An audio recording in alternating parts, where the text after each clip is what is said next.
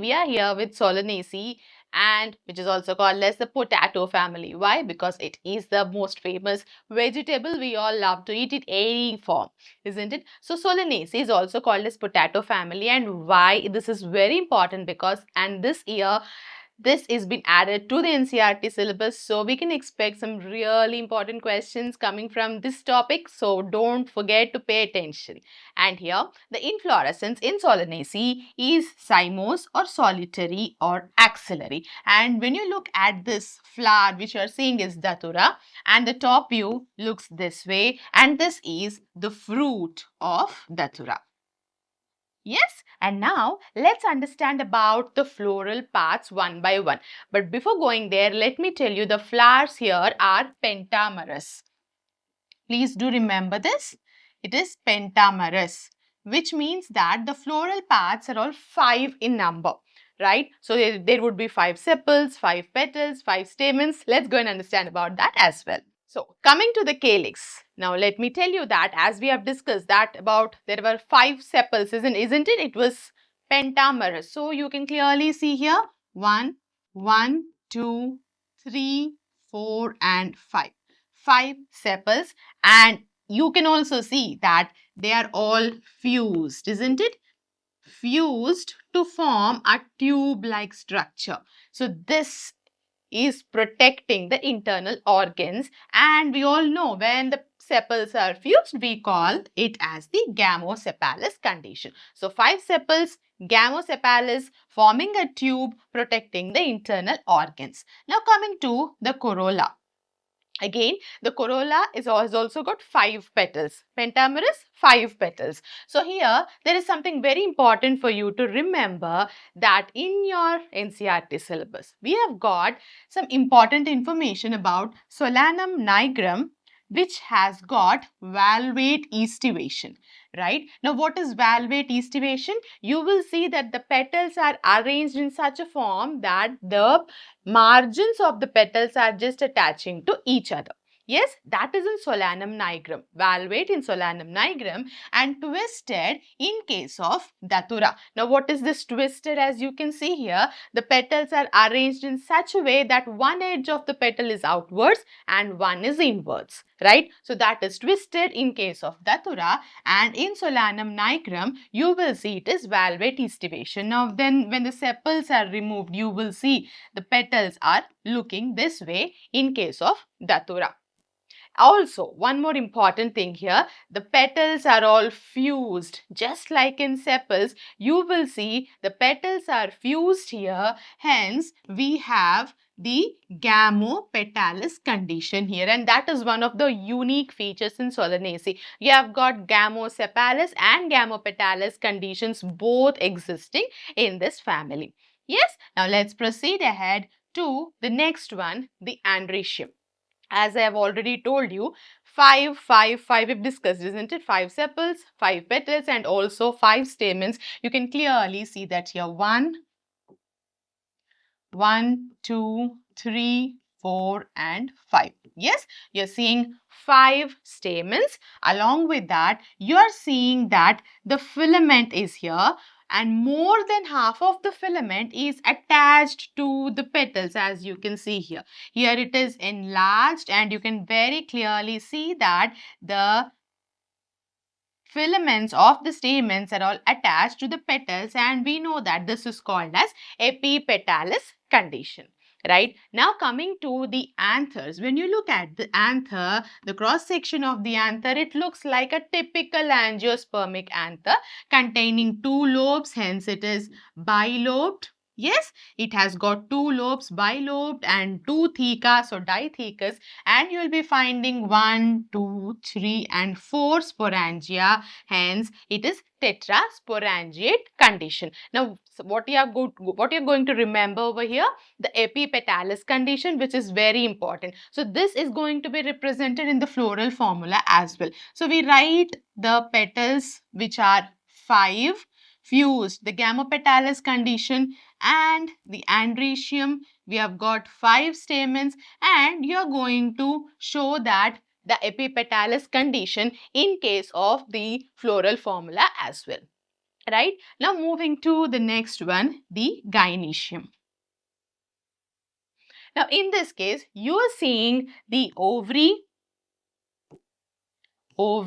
style and stigma. Yes, now we all know what is a fruit. It is nothing but the matured ovary. So you're seeing the fruit of Datura over here. Now when you look at the cross section of this fruit, you are very clearly seeing that there is, yes, a single ovary, isn't it? There is a single ovary with 1 and 2. Very clearly you can see 2 carpels. Hence, it is bicarpellary, and also 2 locules you are seeing very clearly as well, isn't it? So, 1 and 2 locules you are seeing. So, it is bicarpellary, bilocular, and you can see the syncarpus condition also over here, isn't it? So, it is also syncarpus. Hence, you have got one superior single ovary with 2 carpels and 2 locules and syncarpus condition. Now, when you look at, or when you look at the, when we come to the placentation, how the ovules are arranged. Now, when you're looking at this tomato fruit, now you're finding the seeds. Now, seeds are nothing but the ovules prior to fertilization, isn't it? Now, you are seeing that there is a particular axis which is going from top to bottom. Yes, and you're seeing that the ovules are all attached to this axis. Hence, we call this as axile placentation. Yes. Now, you might get one doubt. You're seeing wing-like structures over here, isn't it? And why is this happening? Now you're seeing as if the seeds are attached to that wings, isn't it? But that's not right. You will see that the ovules, or the seeds in this case, they have got the placenta, which is all swollen and forming these wing-like shape. You will see that there is a swollen placenta. One more special feature in case of Solanaceae is swollen placenta, giving the appearance of these wing-like structures, but the placentation or the attachment of the ovules is happening onto the axis of the ovary. So, it is axile placentation. So, something to remember here is that the swollen placenta, which is very important over here. Now coming to the fruit, we have got capsule like in Datura. Now this is a dry dehiscent fruit. So it is a dry dehiscent fruit. Also, this is a dry one, as you can see in capsule in case of Datura. And you will see the examples like tomato, brinjal. You will see that these are fleshy fruits. Yes, these are fleshy fruits, and the pericarp is edible.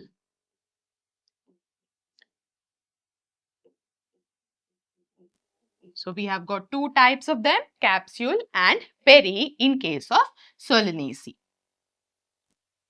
Now, coming to the unique characteristics which you are going to definitely remember, because as I've already told you, there is a chance of getting more questions from the Solanaceae family as it is newly added. So, don't forget to remember these. The first one being both petals and sepals are infused condition, isn't it? They are gamopetalous and also gamosepalous.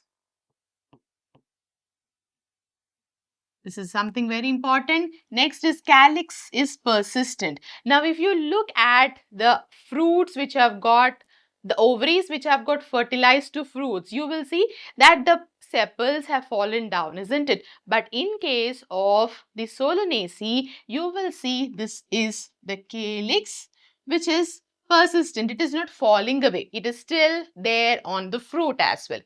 So the calyx is persistent in case of Solanaceae, and also the swollen placenta as you have seen in case of the tomato fruit, right? There we have observed the placenta was swollen, giving that appearance of wing-like structure, isn't it, onto the axis. The placentation was axile placentation. Not to be forgotten, it has got axile placentation, but when you look at it, you will see there is a wing-like structure there, which is because of the swollen placenta. Now coming to the ovary, it is a little obliquely placed. In case of the Solanaceae, you will see the ovary is a little tilted. That we're going to look at in the floral formula very clearly. So the four unique characteristics which you are going to remember is gamopetalis and gamosepalous condition. Yes, the calyx is persistent. You will see swollen placenta, and finally the obliquely placed ovary. Only and only in Solanaceae. Now moving to the floral formula, as we have just seen about the obliquely placed ovary, you can see that very clearly over here, isn't it? So this is something which you will not find in all the other families. This is the obliquely placed ovary. So don't forget this. This is the oblique ovary. Now very quickly, let us construct the floral formula as well. So here we have the symmetry of the flowers to be actinomorphic. That means the flowers can be cut into two equal halves in more than one plane. So it is actinomorphic. We have two planes here itself, isn't it? So actinomorphic, the flowers are bisexual.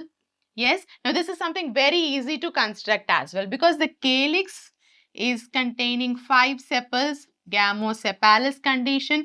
Corolla is containing 5 petals, gamopetalous condition. Remember pentamerous flowers, isn't it? So that's how we can easily remember them.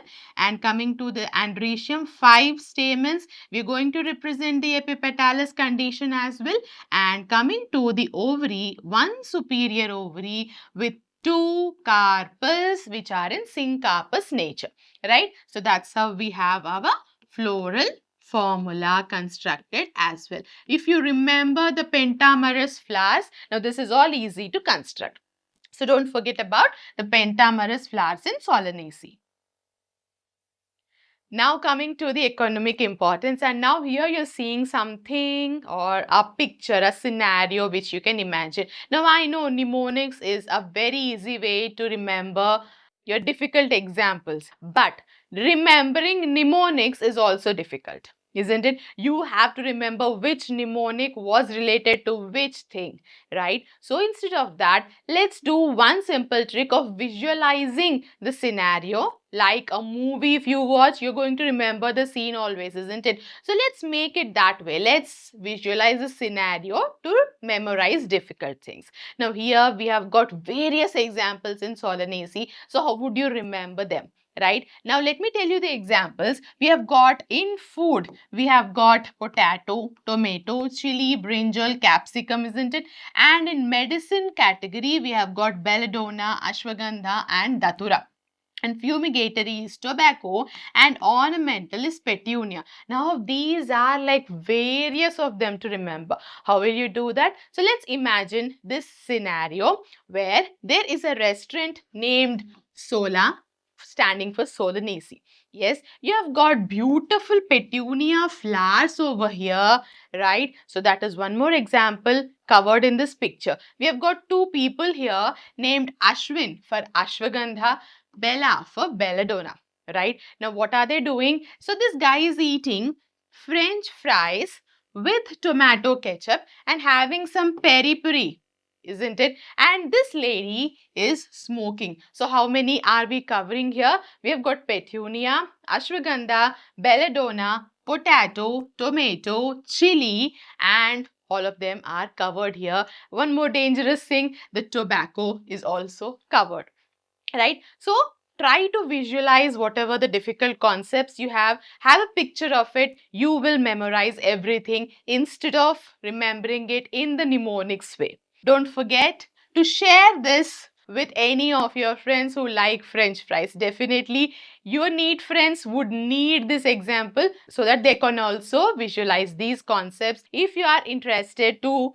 get more simplifications, don't forget to subscribe and ring the bell icon of NEET Simplified. Thank you.